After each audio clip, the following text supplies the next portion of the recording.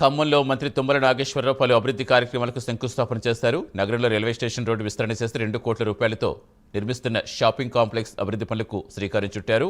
స్థానికంగా దుకాణాలు కోల్పోయిన వరకు నిర్మాణాలు పూర్తి అయ్యాక మళ్లీ షాప్స్ నిర్మించిస్తామన్నారు.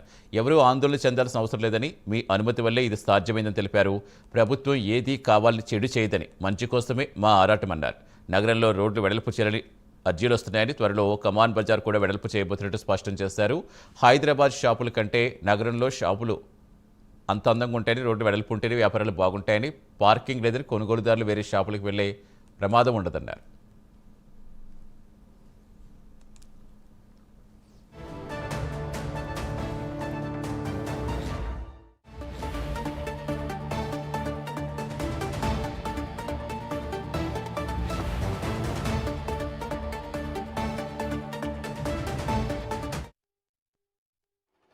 ప్రియమైన డివిజన్ ప్రజలు, ముఖ్యంగా షాప్ యజమానులందరికీ హృదయపూర్వక నమస్కారం.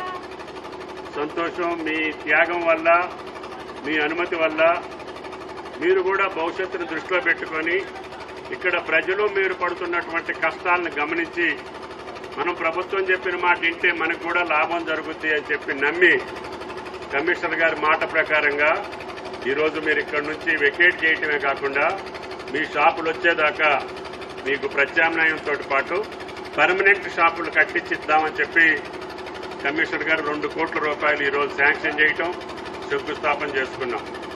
వెంటనే కూడా అది నిర్మాణం జరగాలి. అభిషేక్జీ త్వరగా వాళ్ళకి మళ్లీ ఎమ్మటే ఆ షాపు ల్యాండ్ ఓవర్ చేయాలి.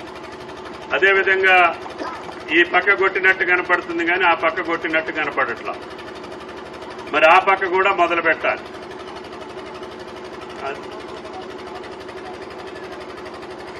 ఇటు కూడా రోడ్డు శాంక్షన్ చేశాము గారికి. ప్రియమైన డివిజన్ ప్రజలు, ముఖ్యంగా